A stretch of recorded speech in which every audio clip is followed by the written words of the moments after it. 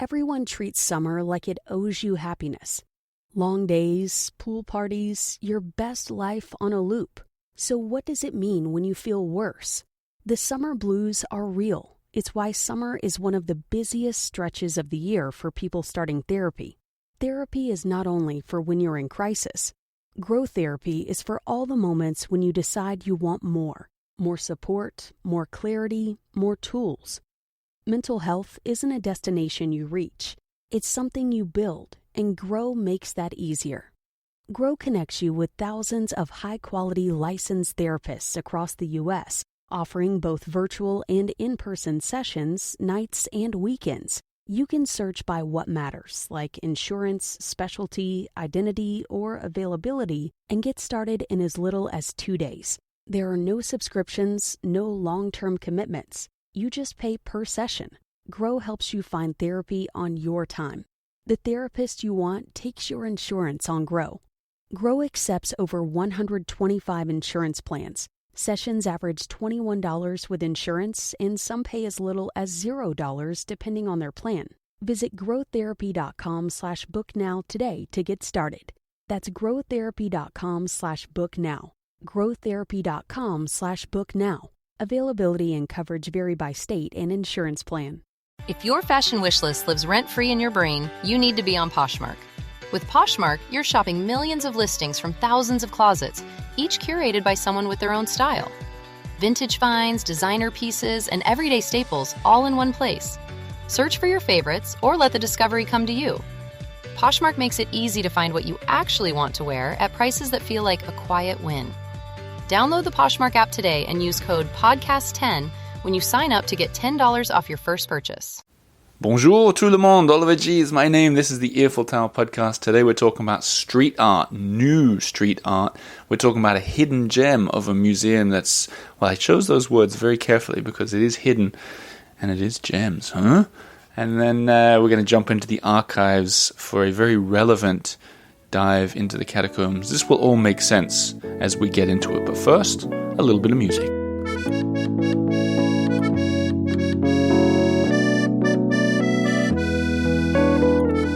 So, this is a slightly different episode because I'm going to be talking about some things that I've done recently, and I didn't actually bring the microphone on this trip to this hidden gem of a museum for the street art exhibition, but I'm going to tell you about it afterwards. And beside me is my sidekick, AK wife, and co-host. Hello, everyone. I'm Lena. Lena's here as well today because I didn't want to just be talking to the mirror. Yeah. Like I do on those solo episodes sometimes. I know, it's tragic. Yeah, you walk in on me in the bathroom. I know. I'm here to prevent the pathetic possible outcome. A pathetic? I don't know about that. All right. Let's get into it. I'm going to tell you, Lena, and the listeners about this street art thing that I went to, which I think is really cool. It's, firstly, when you think street art, what do you think you need for street art besides paint? Yes, you need somewhere to paint. A street. Yeah. Not today. Uh-huh. Today, so I got invited by a street artist called Codex Urbanus, who I think a lot of the listeners will remember because he was my guide in 2021 through the illegal part of the catacombs of Paris. He's a cataphile.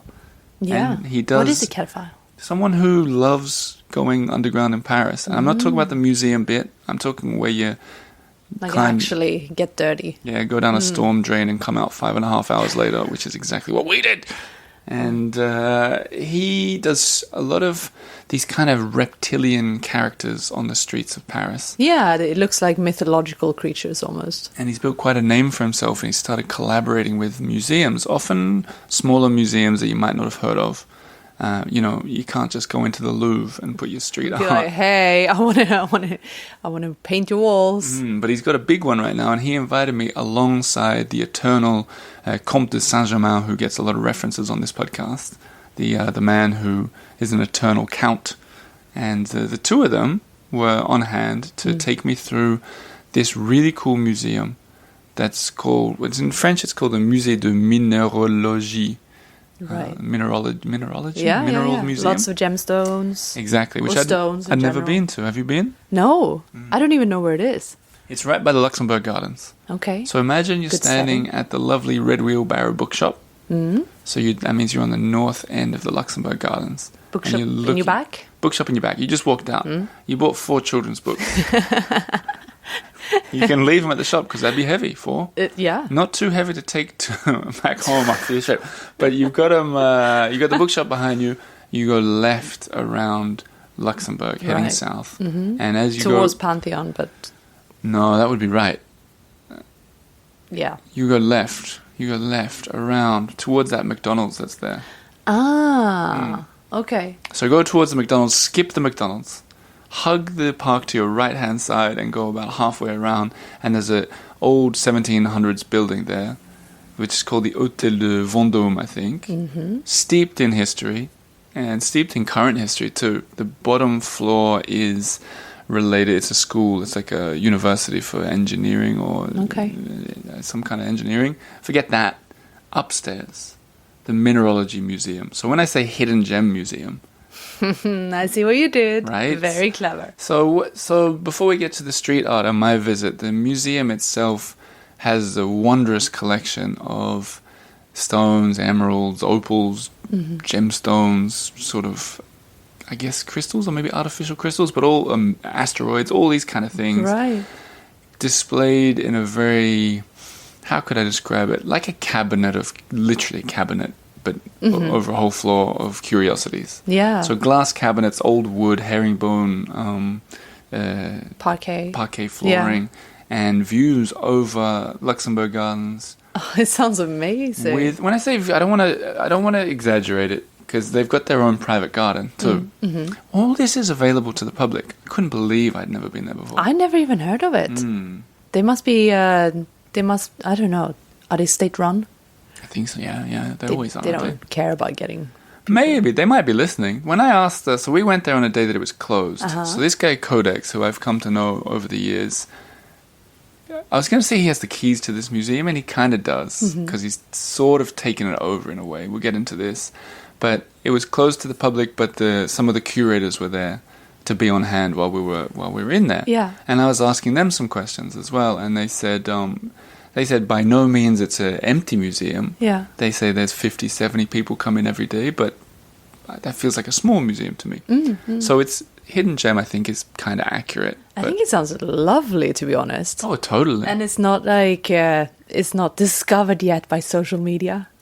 You know, lots of photo shoots going on everywhere. Oops.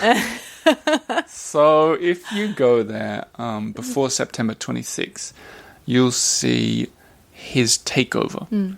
And before I went, so he just sent me a message, and so did the Count.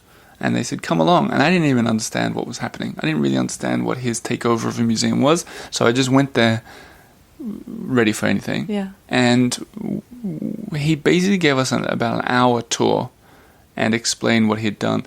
And I was extremely impressed. Before anything else, I think if you want to go and do a tour of Paris that you've never done before, absolutely offbeat tour, you should go with him and let him. Oh, he does tours. He doesn't. He doesn't. But he will. Oh, he it's would. Like special earful or? Not really, but I think there's a way that we can do it. Street artists don't do tours of their own art. It's kind of against their whole thing. Yeah. But I think we can arrange for people to go and do it, and I think it's cool. There's so many tours that are the same old. Yeah, this is a new look. How many times do you have the artist showing you around their takeover of a museum you've never heard about? Oh, it sounds amazing. So let me explain what he did. So when we walked in, he says he has 3 rules for a takeover of a museum, and I'm going to paraphrase them from my own notes here, and the message that he sent me. But he says, never be too loud, no big lights, bright colors. It has to be a discreet intervention, like a treasure hunt. You can't deprive the visitor of the original feel of the space. Respectful. Yeah. Secondly, always talk about the place. Everything's created for the museum, for that show, and talks about the collection and the place. I love this idea, and we'll get back into it. It's not just him drawing monsters on the walls. Yeah. Not even close. Yeah. Right? And then the third thing is, and this is the controversial bit, where street art becomes controversial, work on old documents, prints, books, and so on. This is the closest to the defacing that street art does. So this is a way that you can experience that vandal feeling, as in, like, he drew on 18th century etchings and prints, which he says some people find quite shocking and unacceptable, the idea of finding something like that and drawing on it. Right. And that's the street art vibe of it. Yeah, okay. So let me try and walk you through what it was like. You go in, and he's done, you know what his drawings look like in general. These, like I said, these sort of sea creature kind of... There are a bunch of them on panels between the wood and so on. Okay. And that's kind of what I thought it was, until he starts explaining what's in the cabinets. So he'd spent months collecting, for example, old postcards of the Hôtel Vendôme, the building that it's in. And I mean 150-year-old postcards. You know those old ones you find in the bouquinists? And he defaced them by drawing his characters on them? Yeah, like, so it'd be like a monster coming out the window of that old... I see, yeah. And what's cool about that is that old... he told me he found them... Because I was like, how did you find such specific postcards? He goes, in those galleries, like the Vivienne, I think? Yeah. And so on. He went in and was like, this is what I'm looking for. And they all got involved in it. Oh, how fun. Etchings What a cool project. Yeah, and people would hate that too, I'm sure. Probably. But then the postcard was just sitting there in a box. So you could argue it's bringing out... So why not? Yeah, I like that.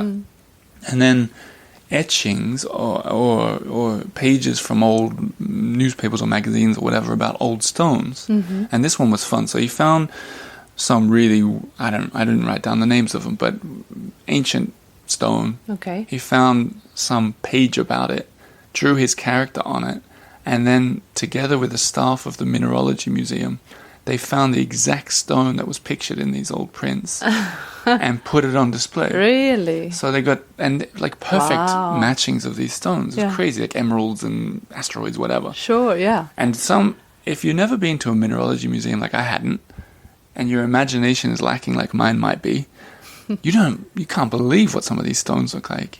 It's like something from... Like alien. Yeah, it is. It's like stones. that. Yeah, there's some weird things going on from around the world. Wow. Do you remember that picture? I forgot what it was called, but there was a picture of something that they had an example of Sweden and Australia, where we're both from, next to each other. Oh, yeah, like an amethyst or something. Road something, remember?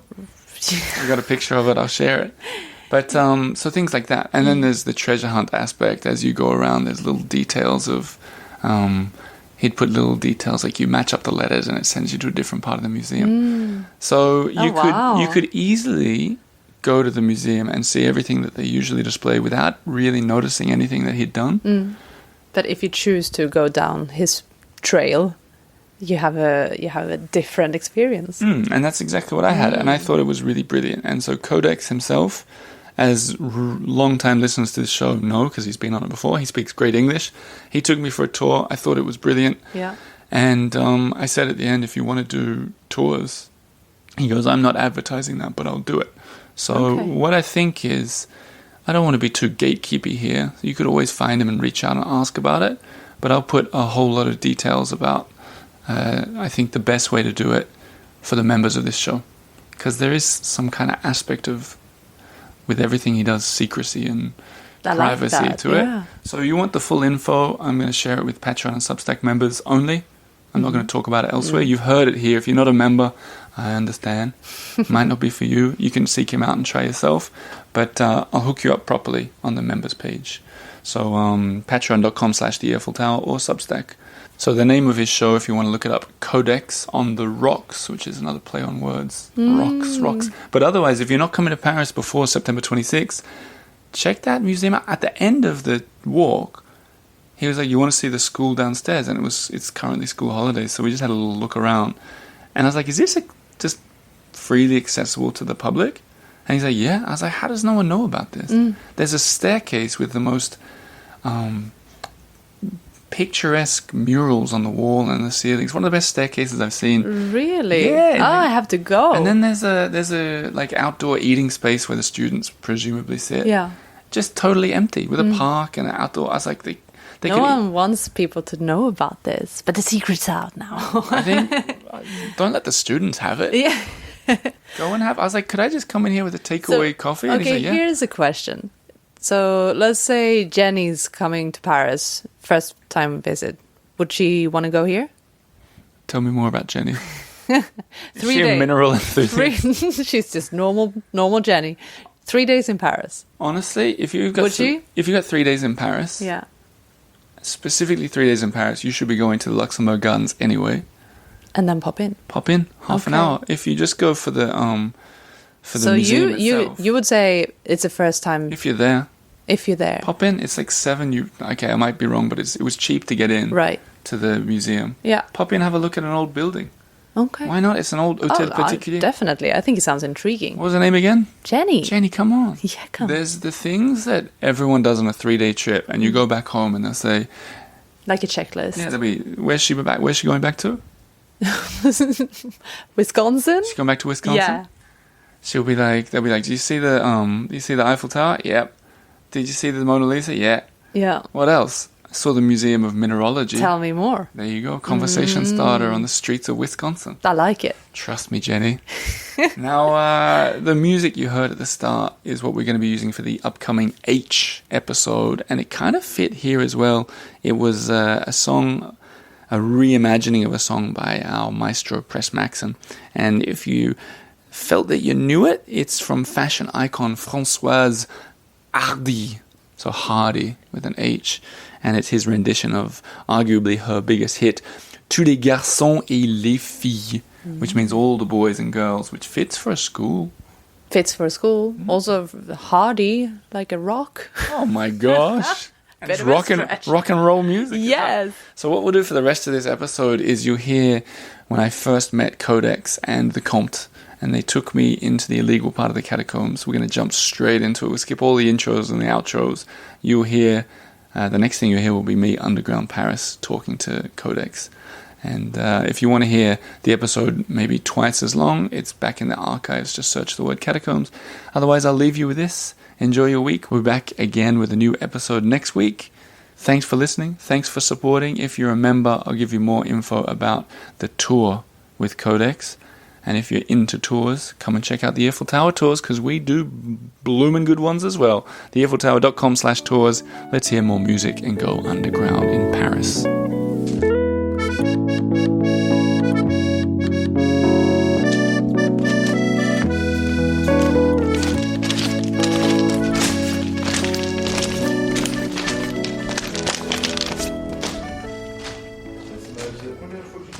Should I come in? Yeah.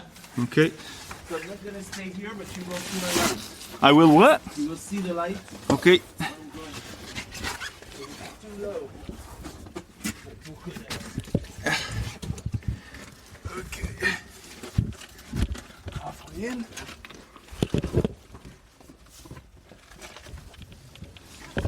I'm going in on my hands and knees. Backwards. Can't see where I'm going. Guessing. It was all happening so fast. The outside was already dark, and it was getting darker as I went through the tunnel.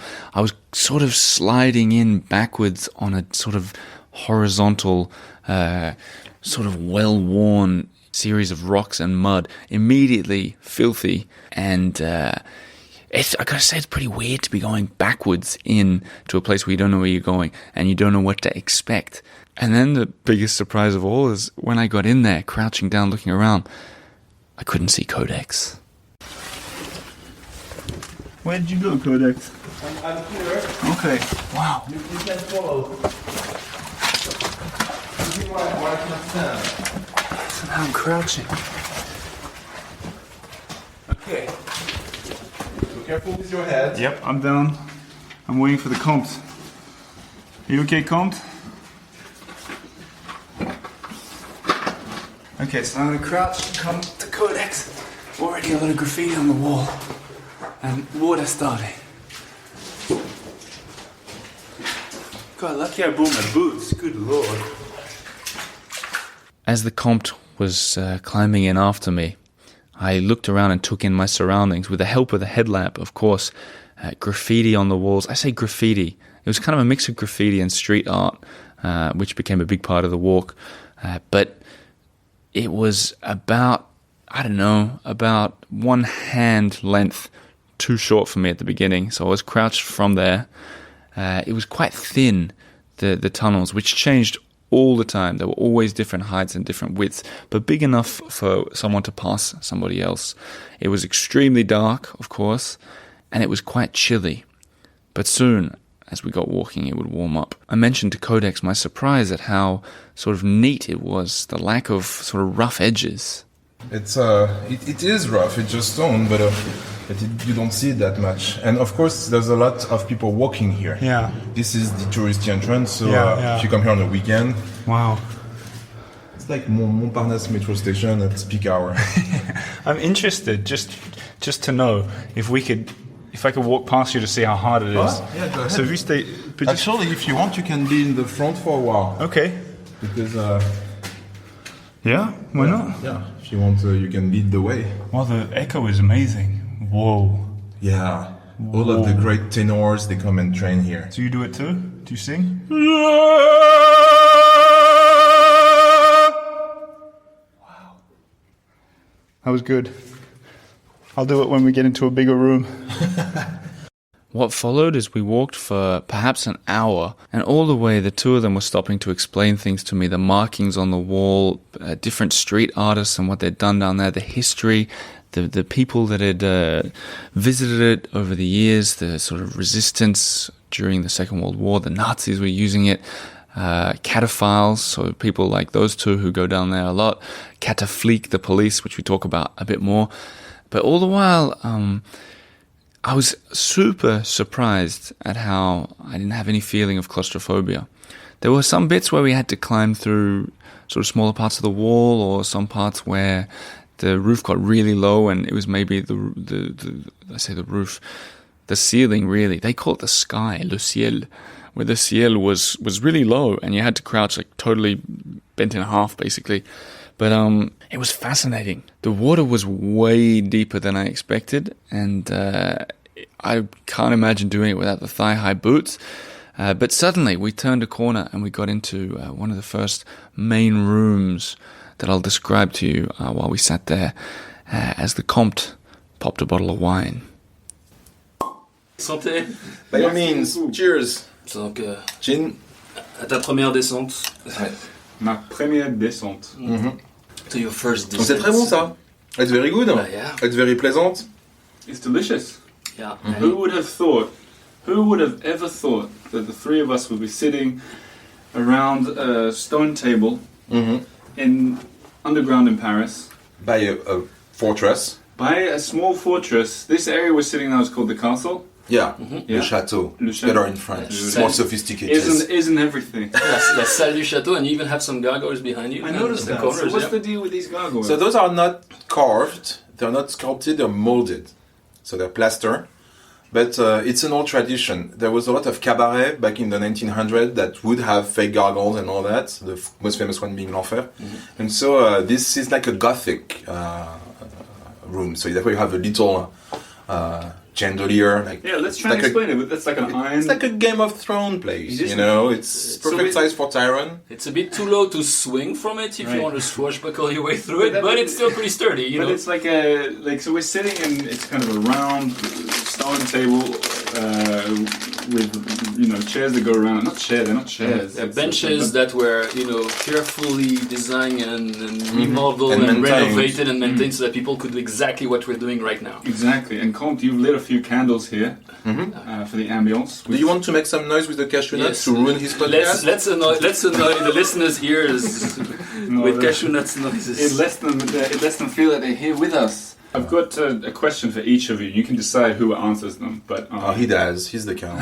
no, I'm only a commoner. Here are the two questions. One is I want to know about the cataflique and if there is. Actually, I can answer that. Okay, so that one's for you. And the other question is for you, Monsieur Comte. Can you say Monsieur Comte? Probably not. Actually, you can say Monsieur le Comte. You say but off, usually- Le Comte. but- off with the head. Yeah, That's what but you usually say. the title, there's no Your Grace or anything for a Comte, it's just Monsieur. Monsieur, okay. Yeah. And the question for you is going to be about, I heard the story of the man who died down here many years ago. You can see steam coming off your head. Oh yeah, everywhere. I'm steamy. Wow. Okay, so let's He's in a steampunk outfit. He's playing Yeah. it all the way. Yeah. Shall we begin with you, Codex, under your gargoyle there? What's the deal with these what is? Maybe explain to the people around the world what a cataflique is. So as early as the network of quarries was created, there's been people using it for illegal stuff, and the first one being contraband. Remember, you had to pay a toll to enter Paris on merchandise, and therefore you do have a force that was technically underground, stopping people from doing contraband. As in in, Paris. that contraband could have been what, like alcohol or something like that? First Wine, thing is alcohol. wine, If you look at the boulevard in Paris, one side was outside of Paris, that's why you have all of the bars. That's the reason. Because on the other side, you had to pay the toll. But if you could sneak in, then you would make a big profit. You mean the boulevards like The boulevard, like the Clichy, or the old limit of in 1860. On one side you were in Paris, the other side you were in the suburb, and still today it separates the districts. And like today, just the current official entrance of the catacomb is a toll booth. That's where people would bring in a wine from outside of Paris, and in order to pass those buildings that are still here, you would have to pay a tax. Well, just a fit. Okay, so I've got it. So there's been exactly. So there was a need for control. So there's always been some kind of a force here. The custom first, then the police. During the Commune, stuff happened also. I mean, it's always been seen as a menace, really. Then you have the occupation, where the French police, unfortunately, was all the rage. So, because there was different... I mean, everybody was in the catacombs during the Nazi occupation. You had the Nazis, you had Pétain, and you had the resistance. So it was like a very complex game. But then, again, you need to control this. And then finally, you have the 1956 or 15... I never remember the ban on the catacombs, where officially you're not allowed any longer to be here. And so they created a special police department, squad, to make sure this is enforced. It's too big. It's not a big enough a threat for the state or the Ministry of the Interior to allow a huge amount of money on this. So it was really a small team, pretty much similar to the graffiti squad. It was maybe 4 or 5 people, but they were in charge of this. They actually, at the beginning, had a passion for it. And again, Sarat, who was the head of that squad, when he retired, there was a cataphile party in his honor, where he was invited, if I'm not mistaken. Oh yeah, he was, and he came. So you had the cop and the robbers, if you want, celebrating together. Yeah, and that's something you also see with the street art. It's very interesting. And then a name was given to one of the streets here. Maybe we'll see it on the way out. Like you have Rue Sarret and that. Well, you also have Rue Sarret now. And so now it's the Brigade Sportive, which is, I believe, located in the Bastion in Port de Clichy now, but I'm not sure. The idea is it's kind of an intense hike. It's almost outdoors, so they have a special training for these.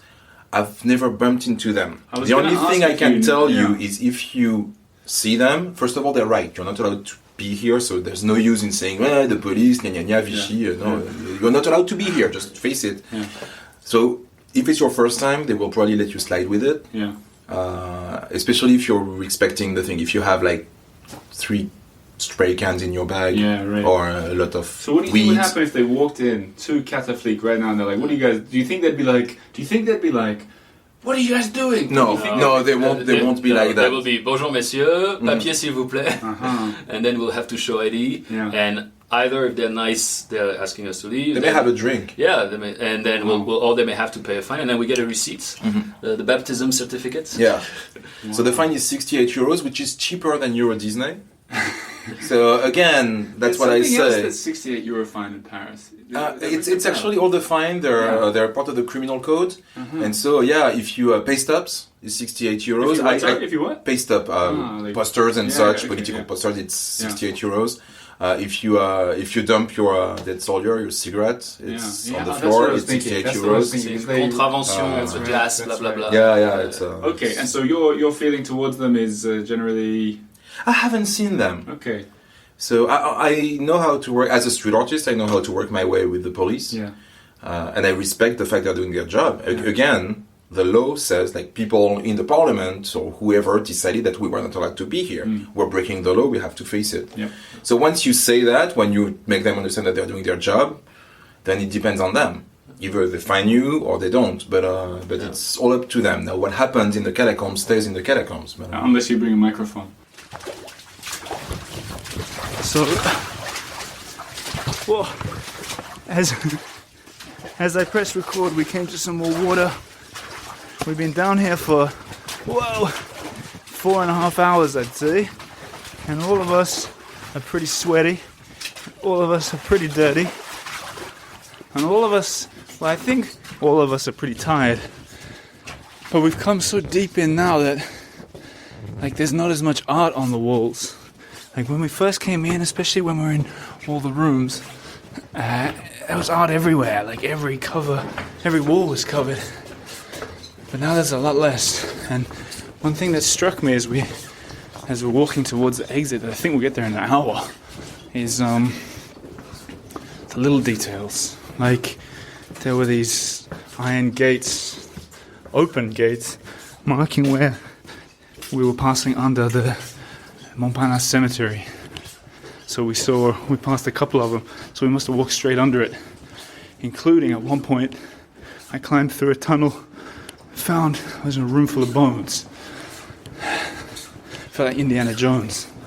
For the past maybe I don't know, 45 minutes, there's been a lot of walking crouched, and it makes the moments like right now where you can stand up straight all the better. But I think Codex was right when he said I'll be sore tomorrow.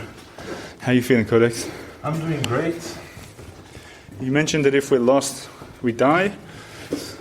We are dead. We will die. Okay. It's okay, I won't die. That's the kind of... I'll take care of your body and make sure your loved ones get hold of it. This is the kind of positivity I love from the man in the front. Haven't been here in ages. Oh wow. Now we've discovered a room. So there's a well of water for the people working here. That's what I was going to say before, these small details like that well, if I stood on my own shoulders 4 or 5 times over, I wouldn't reach the top. And above it is a glass lantern hanging on chains. Just, I don't know, abandoned, I guess. Yeah, it's home improvement, you know. People bring things to make down. Oh wow. better. Another one of those small rooms to chill. So it's another one of these circular sort of gathering spots with all these old lamps and candle holders fixed to the roof, to the ceiling. But I have a feeling we're not stopping for a snack. No, I have a feeling we're pushing for the exit. Before they close the door. What happens if they close the door on us? We die. See, this positivity, Codex. This is France. What does that mean? As Jean Cocteau said, French are Italian in a bad mood.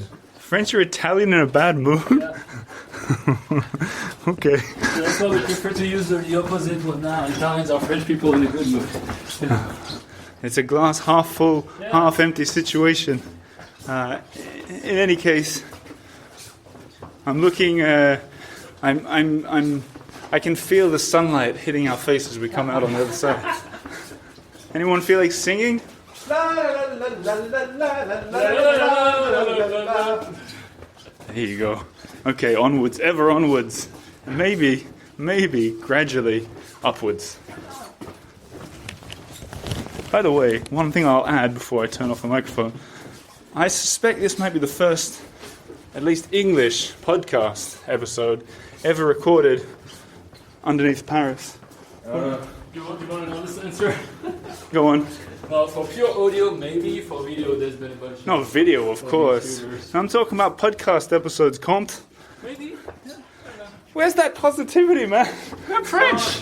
Oh my. I'm just as French as Codex and just as Parisian. So.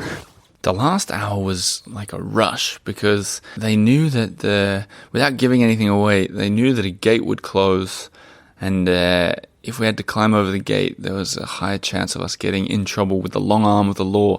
So we were sort of rushing, and it could have been frightening, I think, if we weren't so tired, because like headlamps stopped working, things were dropped, we had to retrace our steps a few times, the water leaked into my boots because it was so deep. So I was really glad it happened at the end rather than at the start. But another hour passed before we got to the things started becoming familiar to me again that we'd seen on that sort of entrance. It wasn't until when we were about 1 minute from the entrance exit that we saw other people for the first time. It crossed my mind that maybe they were police. They were just standing there waiting for us, which is also really weird to approach people who are just standing still underground. But they were just other cataphiles.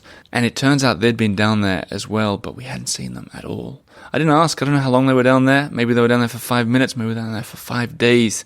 But we passed them. We exited first. And we wriggled through the hole into the fresh air above. Relief. Oh, we're out. We did it. The sign of life. That way. So what is so you get up? Let's have a peek, because there's also an underground palace, but there's a garden. Okay. This is beautiful here. Hang on, we did it. We did. Yep. How you feeling? You feel good? Tired? I need a beer. Yeah. And possibly something to eat. Okay, I think we can arrange that. Sure. 17:38. So we were down there 5.5 hours. Is that right? Yeah. Wow. I'm a changed man. We're going to sit down and process this properly, I think. First, I got to get the water out of my shoe. We walked to the same bar where it had begun. 3 changed men, 3 quite dirty men, and 3 tired men.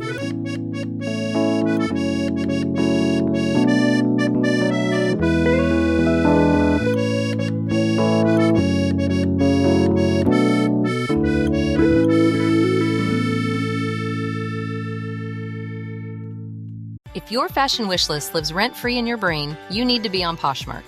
With Poshmark, you're shopping millions of listings from thousands of closets, each curated by someone with their own style. Vintage finds, designer pieces, and everyday staples all in one place. Search for your favorites or let the discovery come to you. Poshmark makes it easy to find what you actually want to wear at prices that feel like a quiet win. Download the Poshmark app today and use code PODCAST10 when you sign up to get $10 off your first purchase. Jerry is changing the way people think about car insurance. For people who like to save or just shop smarter, that change already happened. With Jerry, you're not locked into a policy that auto-renews. Reshop anytime by comparing up to 20 quotes side by side and switch, all in the app. No spam calls, no hidden fees. Drivers who save with Jerry save over $1,300 a year on average. You'll probably be the first one you know to use it, which makes you the smartest friend in the group. Download Jerry today.